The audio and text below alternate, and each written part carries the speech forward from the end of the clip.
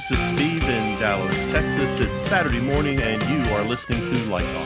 And welcome to Light Talk. This is Stan in Gainesville, Florida, and today we're discussing massive mirror balls, lighting supervisors, and the Robe T1. And this is David, recording from the beautiful Belmont Shore neighborhood of Long Beach, California. And if you don't know already, you are listening to Light Talk, and we are the Lumen Brothers. Welcome to episode 139. Hey, you guys hear that song in the background? That's fantastic. It's so much better. Oh, what could it be? It could be an incredible bass line laid down by our good friend Zac Borovray. Wow, that is pretty cool. I'm listening to it more often than usual now. Well, that's because there's an actual bass player on the recording. It certainly helps. You gotta have a bottom, baby. You've got to have a really good bottom. And let me tell you, Zac has a wonderful bottom. And he also laid down the guitar part. There's a guitar track on there now. It's playing right now in the background. I noticed that. It's pretty sweet. He told me he's going to record another guitar track so that we'll have like a lead. Instead of the Moog solo that I do, I'll cut that out and put the guitar lead in there. He's just layering it in there. I love it. He's very talented. He's a very talented gentleman.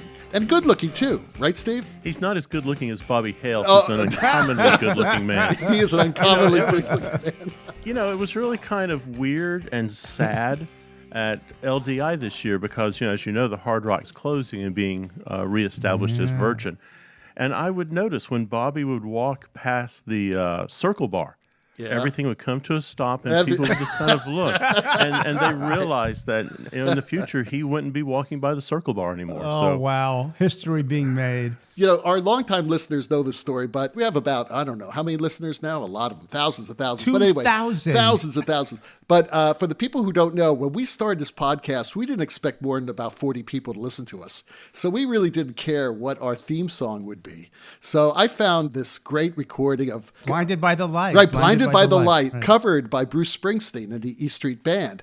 And we played that. And then when we started to get popular after about 3 or 4 weeks, we realized that, hey, we were breaking some major intellectual property rules. This was going to be a problem. This could be a problem. So we decided to write and record our own song. And my nephew, Eric, and I put the song together. We composed it together and recorded it. And then I had Stan and Steve put their voices on it. He forced us to sing. Yeah. And we even had somebody's kid on it, too. I don't know. It's on it, but it's not there anymore. But anyway, we were interviewing Zac about a year and a half later, and it came out in the interview that he was a bass player. And we were talking. I said, who's your favorite bass players? And he was telling me, several from the progressive rock era, Chris Squire being one of them from Yes. And I said, Zac, would you lay down a bass line? Because, I played the bass line on the original, and it's really lame. It is really awful. So Zac said, sure. And about 6 months later, he gave me a bass line. He's a busy boy. He doesn't have time to do this, but he did this. Very generous. He's very generous. He sent it to us last week. I cut it into the master tapes, and now we have Zac playing bass and guitar on our theme song. So thanks a lot, Zac. We really appreciate it. Yeah, the song is better now. And I didn't even know there was a bass track, David. There was a bass track on the original? It went boom, boom, boom, boom, boom, boom, boom, boom, boom, boom, that's right. boom, boom, boom, boom, boom, boom, boom, boom. That was the bass line. Now he's like all over the place. He's playing picked bass. Sounds like a Rickenbacker. It sounds fantastic. It's exactly what we wanted. So thank God for that. Don't we have a tuba player? That would be Don Holder. Don, I hope you're listening to this. We need a tuba line. We need the tuba back. Just at the right accent points. Right, exactly. Get the right. So anyway, moving on. I've returned from Palermo. Tell us about Palermo, David. I'll tell you a little bit about Palermo. I am going to write a book about being a lighting designer in Italy because, believe me, I have so much content that it is unbelievable. It's truly amazing. But I just got in there, and of course, half the things weren't ready, and then I immediately had to start lighting the show over an orchestra dress rehearsal. It was not easy. I mean, it really wasn't. But I got through it, and we got the show up, and it's a big hit. Everybody's fine with it. But boy, it's really hard. It's really hard sometimes to do this. And the crew was great. Don't get me wrong.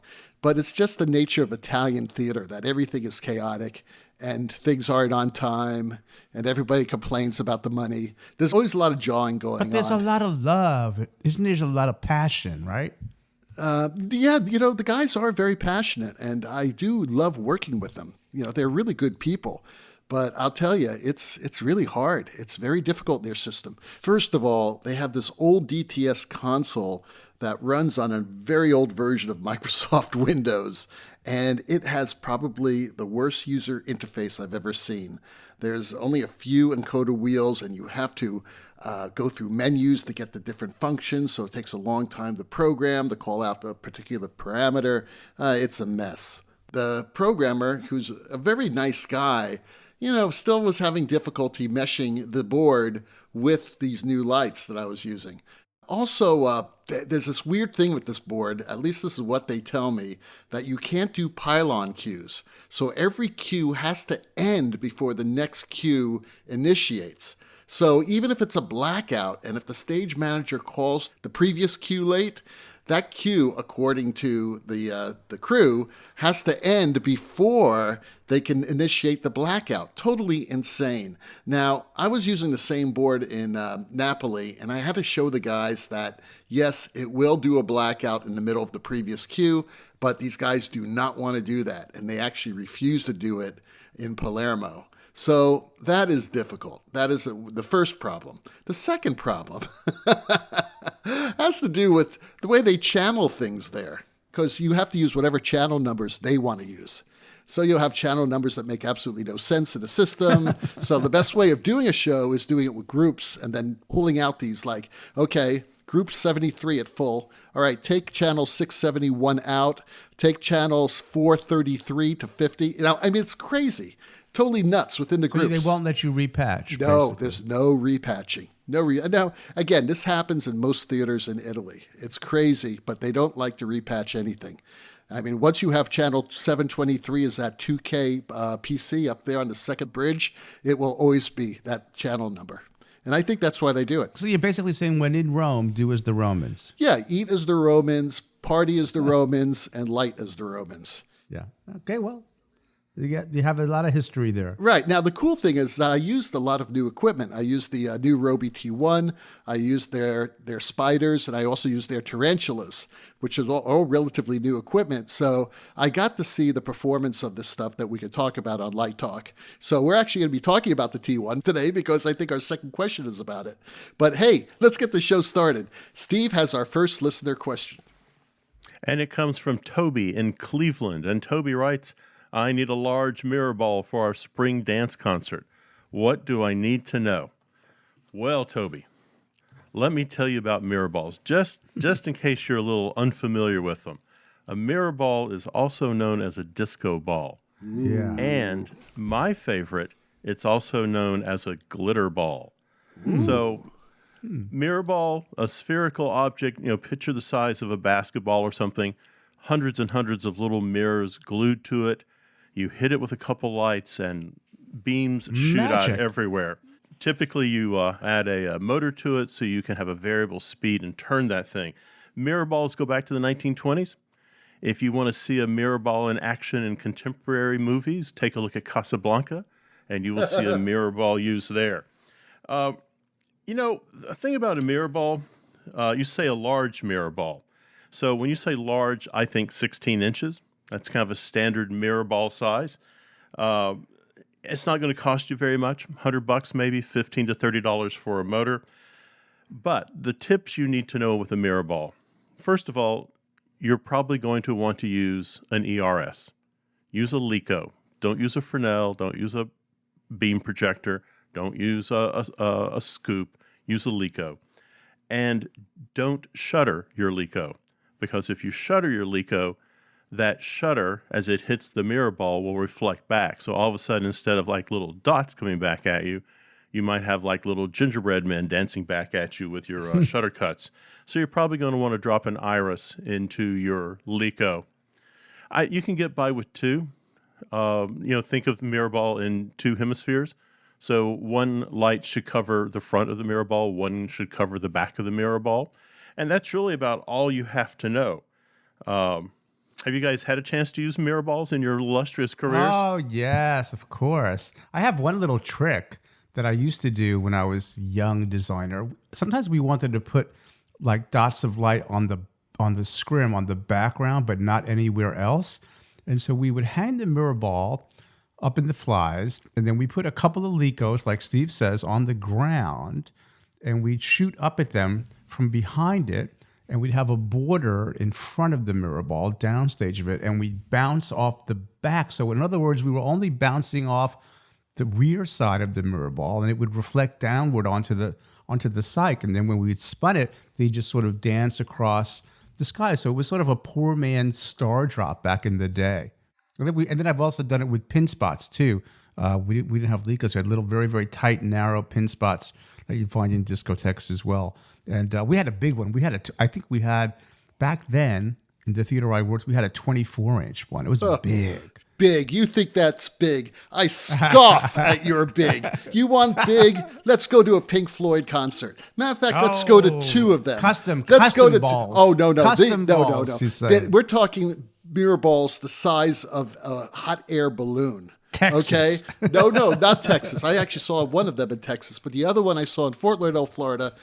This is aging me. It was at the Dark Side of the Moon tour. It was really, really amazing, where they were playing Eclipse for Pink Floyd and non-Pink Floyd fans. Eclipse is one of the last songs on the album.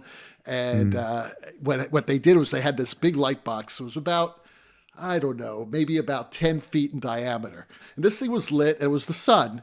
And as the crescendo of Eclipse was happening, all of a sudden you see a moon, although you can't tell it's a moon, it's a sphere that's moving in front of the sun. So it's basically eclipsing the sun, of course, right?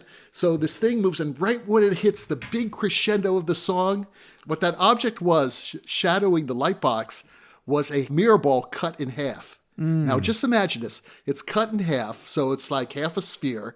And instead of rotating horizontally, it's actually rotating clockwise. So it's sort of spinning around. Oh. And all the follow spots hit it at the same time. And that's the first time you saw it was a mirror ball. Wow. And it basically shot the stars out into the audience. And it looked like you were tumbling through the universe because the stars were like rolling. It looked like you were in a tunnel of stars. And there's haze, right? Of course, it's no just like, marijuana smoke. smoky. There was a lot of marijuana smoke, right? The original haze. The original right. haze, exactly. So all this was happening, and I must tell you, it was a wow moment. It was like that first Verilight moment we were talking about with Tom Littrell about. Okay, so that was the first one. Then fast forward about 15 years, maybe 20, and I'm in Texas Stadium watching the Delicate Sound of Thunder tour. It was designed by Mark Brickman, both the lighting and the production design. And what he had was a gigantic mirror ball. This thing had to be about 40 feet in diameter.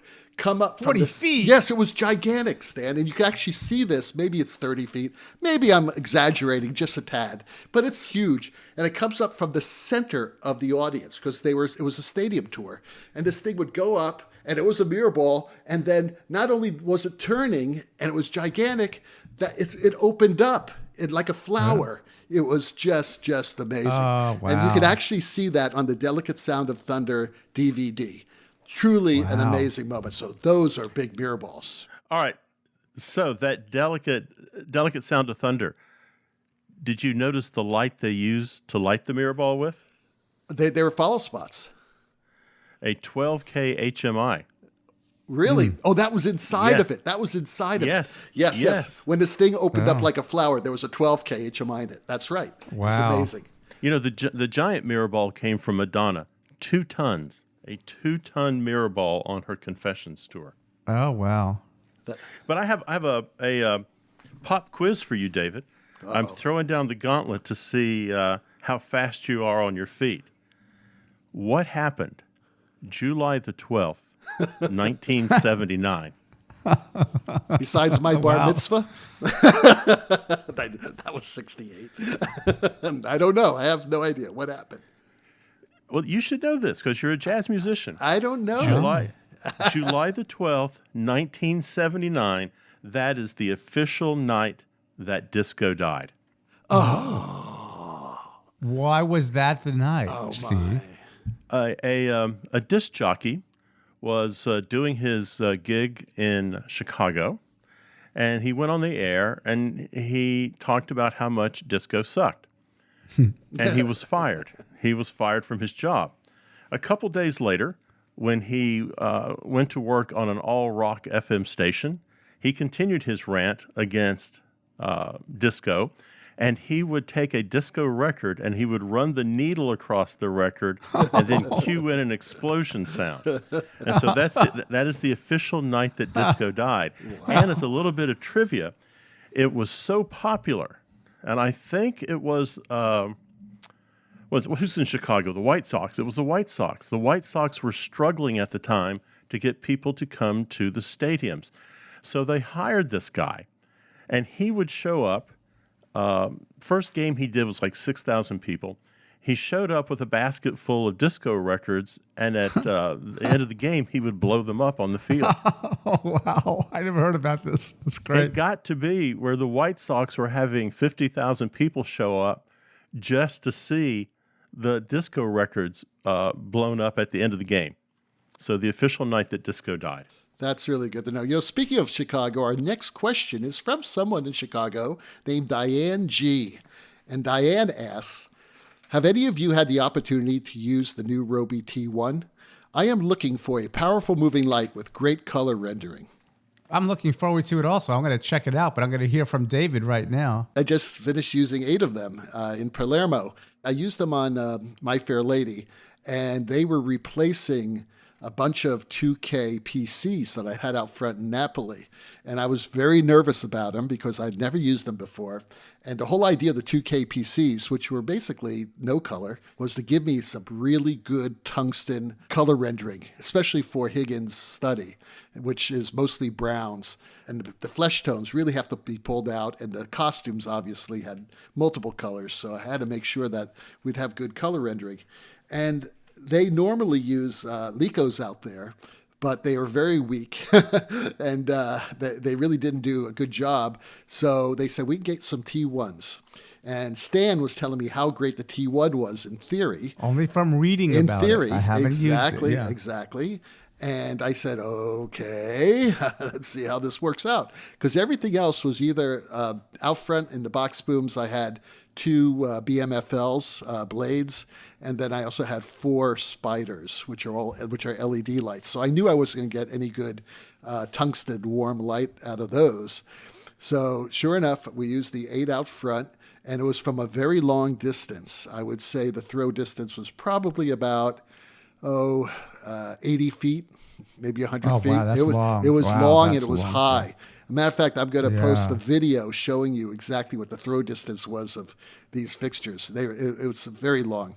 Were they really designed for as a long throw light? Like I thought that the BMFL might be. But. Well, the BMFL is a lot brighter. Don't get me wrong. I mean, the T1s are rated at 10,000 lumens. Yes, that is bright. That's in their low CRI. In their high CRI, they're rated at 8,000 lumens. So that's not a lot. But they zoom from 7 to 49 degrees. So we had these guys zoomed in pretty far. I must say that it's very good. It's good. It's not as good as a Luster 2, but a Luster 2 is not as powerful, obviously. So I think that, just quickly talking about the T1 and summarizing, how good it is at rendering color, it's getting there. I think it's the best 10,000 lumen light out there right now for color rendering. And actually, I posted a shot on the Light Talk Facebook group site that shows you the skin tones of people. It was from another song in another scene of the show, but you can see in the skin tones that you're getting a lot of good color rendering out of it, but it's still not there. It's a great step in the right direction. I have a question. Sure. Would it be bright enough and good enough for me in a medium-sized theater at the university as a follow spot unit, because they offer it with Robo Spot. Right. And would it? And I have a very wide gamut of flesh tones here at Florida. From you name it, it's the full gamut of flesh tones. Yeah. Well, see, we did not have a large gamut of flesh tones. Everybody was basically from Great Britain, so it was a very a lot of very light skin. But I can't tell you, Stan. I really can't. I'm going to test it. I'm going to see. I'm going to try it. I'm going to test it out. As far as intensity is concerned, I don't think you're going to have a problem. That was also the question. Would it be bright enough for my medium-sized venue? And it sounds like it probably would. Oh, definitely. So it would punch through a bright stage in a musical? Well, let me tell you, I had a lot of lumens on that stage. I mean, this was one of the brightest shows I've ever lit. And it punched through pretty well for front light. Cool. It was very good. That's good to hear. Yeah, for front light, I think it looks great. And it's only about $8,000. It's really not that expensive. I mean, it seems like all these moving lights. Steve, you were talking about this on the LDI show about we're going to say goodbye to like the $14,000 light. I think you're right. I think all the price ranges are now falling right within that, $6,000 to $8,000 range. Well, there'll be a couple expensive lights left because they're needed for the big mega tours. Yeah. But I think we can't sustain the industry. People are going to want something that has a small price tag to it. Rental companies are going to want something that gives them maybe 3 or 4 good solid years of service, and then they can sell it off to the secondary market and buy the new flavor of the day. And you just can't do that when you're buying a very high-end, high-priced light. This one is right there at $8,000. If you're interested in it, go see if you can borrow one and do a test. I think they'll loan us one. Yeah, I think that. You may be pleased. Again, it wasn't the disaster I thought it would be, because I was ready for them to take it down and we're going to rent 8 like Robert Juliot's instead, But no, it actually worked pretty well for what I was using it for. Did you tune it much for different, in the white world? I only used about 4 colors. I used 2 different types of whites. One was a really warm white for the Higgins scenes, and then I had something sort of like a 202 type of white, and then I had this beautiful lavender for some of the scenes. It really worked great in lavender, let me tell you. The lavender is gorgeous in that fixture. How many handles of control for color do you have? Are there 5 channels, 12 channels, 11? I wasn't programming it. I have no idea how they did it. And my programmer was learning the light as well. They'd never touched those lights. They never touched the spiders. They never touched the cantanas that I had on it. They never touched the tarantulas. So they were learning these lights while I was getting cues in the show over an orchestra dress rehearsal. Imagine that. Yeah, it was not easy. But, a little frustrating, but you got to keep your patience and realize that if you leave the theater, there's fantastic pasta across the street. Stan has our next question. I do, and it comes from Travis Blansett up there in beautiful Georgia. And he asks, what is the difference between a master electrician and a lighting supervisor? The 2 roles feel interchangeable to me, so I'm unsure about the difference. Well, I think there was a conversation on the Facebook group about this, and I think there was some good answers there. And it's a lot of overlap between those 2 things on the technical side. But I think generally the lighting supervisor often has the responsibility to maintain a design, make perhaps adjustments in the design if a show is touring, and to sort of gets a little bit more artistic license where the electrician might not have the skill set or the training to do that. I think that's the primary difference between those 2. What do you guys think? Well, it depends on house to house. I mean, I had lighting supervisors all the time in Europe, and they are like the house lighting designer. And then I'm thinking about Wendy at the Canadian Opera Company in Toronto, and she was the bridge between me and the master electrician. But you're absolutely right. It's more of a design position than it is of a technical position. Now, you need to know both. You really do. Right. And because, when I was do shows at the Canadian Opera Company, I would be speaking with her during the entire pre-production process. And she was responsible of organizing a light plot that would actually work for 3 shows. She would combine our needs into one light plot and then say, David, can you use this BMFL that's hanging on the second electric instead of the Fairlight you had on the first? It's close to the same angle. And it's used in another show as well. Absolutely. You figure it out. Yeah. She has to look at all those things. And, and she's concerned about budget, of course, but also of crew hours and making sure that everything, works for all 3 shows.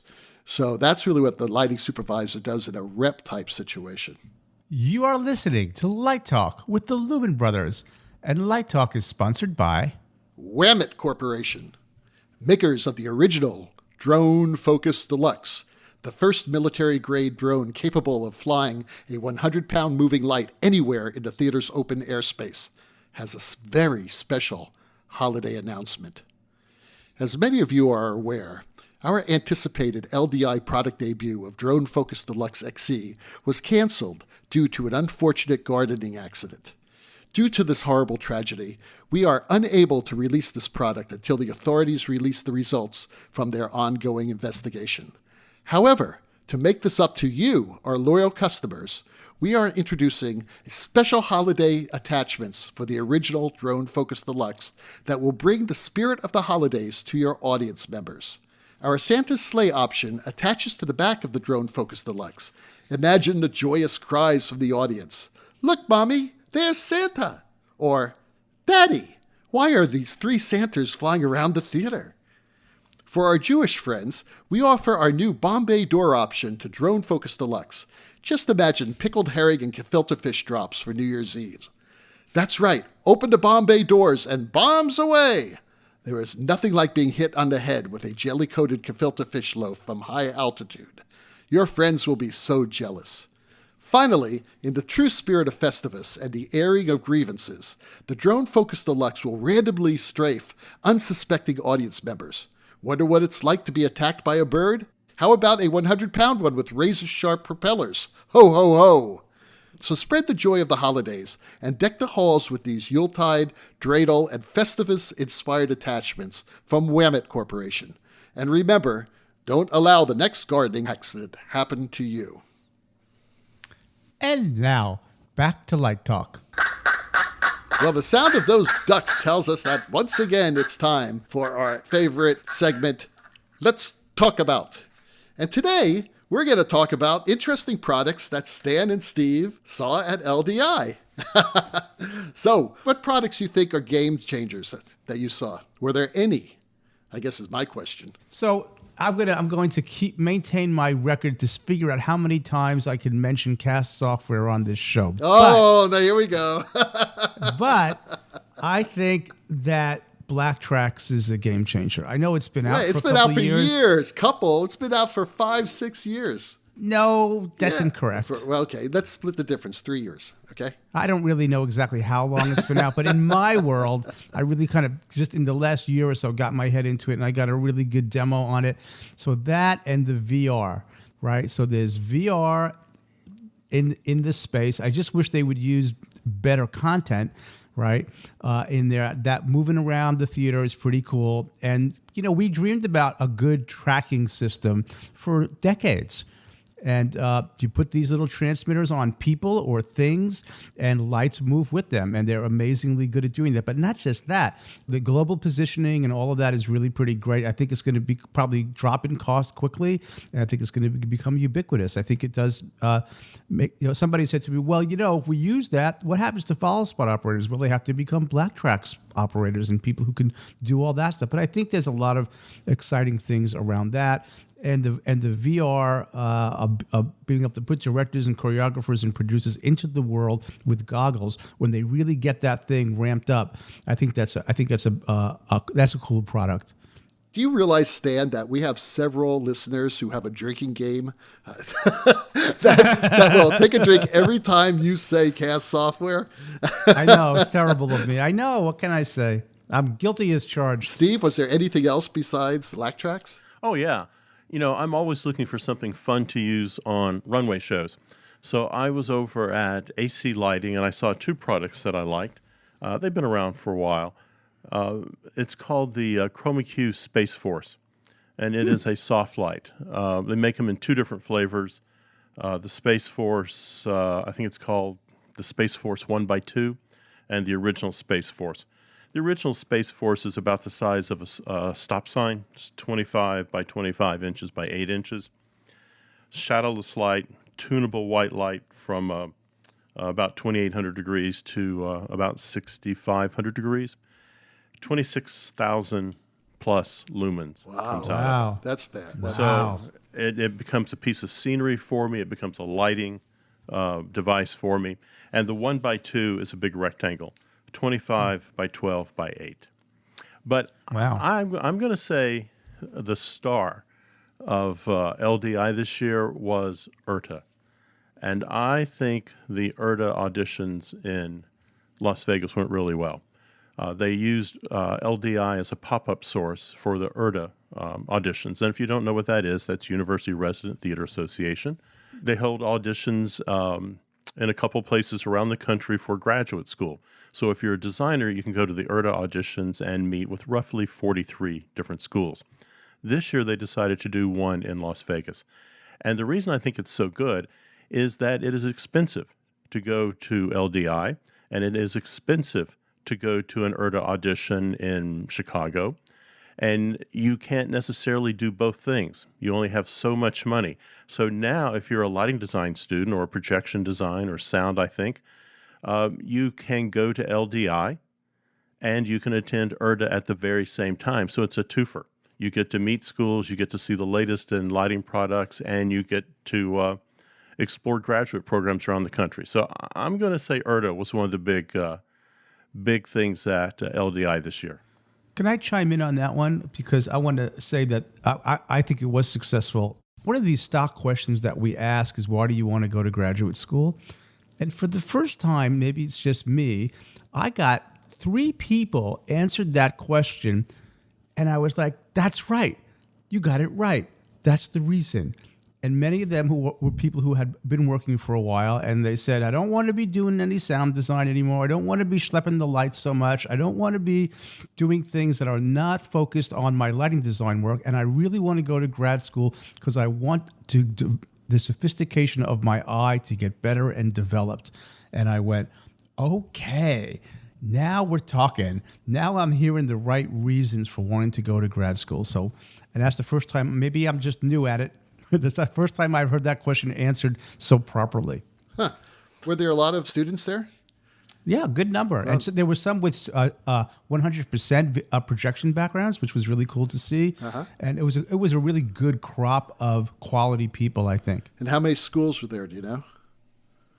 A lot. Wow. I think the number was 23. That's a good number. For the first year, that's fantastic. Yeah, it was good. Yeah, I think that's really wise. But we talked about that in the show. By the way, I wanted to just say right now that LDI show was fantastic. It was a pleasure to edit that show. Even though I was tired and I couldn't do it, I couldn't see straight. It was really a good show. You guys did a great job. I just want to thank you guys personally for doing it, and and also obviously Brackley and Ann. It was a great group. The vibe was great. There was a lot of great information. It sounded like the crowd was going nuts. It was a good audience. Good audience. Were very receptive. Wow. They were having a good time. Yeah, that's great. But you guys were talking about 2 other products. Steve was talking about a clay packy product with the laser light, right? The light with the lasers in it? Yeah, that's the wildest thing. Clay packy has this new light that they're showing, and it is laser-based. So it's a red, blue, green laser on board. It's a profile. It is just bright, with like exclamation points, large letters emboldened. It's super bright, and the color rendition of that red blue laser it's an amazing looking light. And I'm wondering 2 things. I'm wondering if this is the next great thing to come along in lighting, and I'm also wondering if it's sustainable, because I don't know what the price is, but I bet it's pricey. But it's a clay packy product, so you know it's going to be high quality at the same time. And, I just have to say it, and I'm going to offend half the world, how many cameras were flashing when they were showing that light, and how many engineers in Asia are trying to copy it right now. So, I mean, Is it a laser-based light engine, Steve? As far as I know, yes.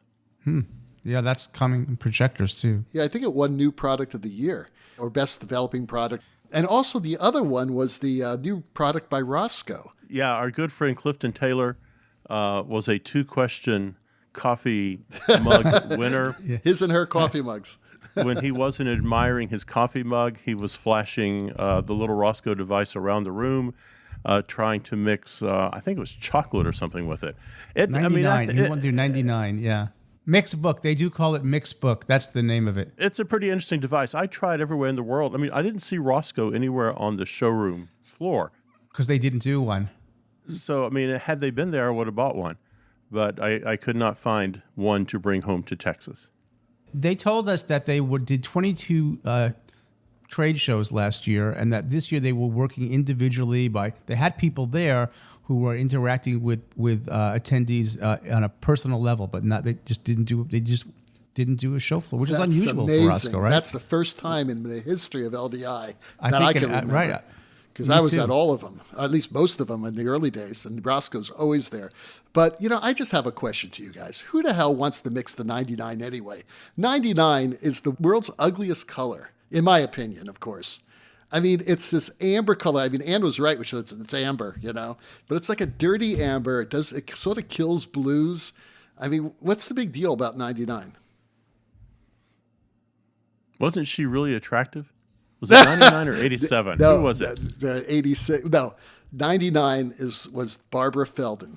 We've been through this before. Remember I said Barbara Eden? No, 80. And who was 86? That's Maxwell Smart was 86. Yeah, 99's right. not as good looking as Bobby Hale, but few things are.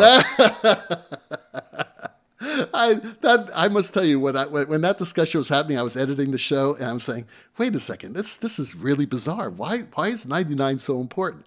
I think a lot of people like it. I just never, I used it a few times, and I always took it out and saying, this is killing the costumes. It's not working for me. So we're going to have to ask. I'm reading about it. It's 35% transmission C. It's got red, the CIE, a little bit of you red. have to say, it doesn't really say like what it's, what they intended to be for. Color effects lighting filter, chocolates. Oh, warm light and reduces intensity. That's how they describe it. Well, every gel Warm reduces intensity, for God's sake. Well, I do feel I have to step in and defend Clifton Taylor a little bit. Maybe Clifton was just being a little cantankerous. Well, he lights a lot of dance. Maybe we should ask him. He's up for an interview. So he has agreed to do one, and I need to schedule him. And I think this should be one of the questions. All right. There you go. How's that? So that's great. So listen, Steve has our last question of the day. Okay, and oddly enough, I think we've answered this. Ronnie in Salt Lake says, we are investing in more and more movers, and I'm having a hard time wrapping my head around how to use them in the place of conventionals for plays. Well, I think David gave you kind of a lighting 101 in how he used movers in Palermo, but I would say don't panic. Don't panic. What do you need as a lighting designer? You still need front light, you need side light, you need high side light, you need backlight, and you need downlight. So now you have a fixture that has color change capability, gobo change capability, movement, animation. It could be a spot, it could be a wash. You could even use it as a follow spot. So just be one with the mover. Let it be what it is. It's everything you want it to be. I suspect what's happening is you keep thinking of it as a special effects light. I'm going to do a giant fan. I'm going to do a ballyhoo around the stage. Just let it be a light. Maybe no one knows it's a mover except you. That's right. I mean, I can't tell you how many times I've told my students, don't think of these lights as specials. Right. But that's what they do. It's weird how we didn't think of it that way. They'll do a 200 fixture plot, right? And they'll have high side systems, front systems, rear systems, and like 8 movers in there, and they just use them as specials. And I'm saying, no. You got to think out of the box. Yeah. Make this one a diagonal backlight. Make this one a backlight. Make this one a front light. You could do this whole show with 8 lights. You don't need all those Licos. And you got to start thinking out of the box, because that is how we do it now.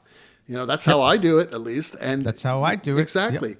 Just use them as big, powerful strokes of light.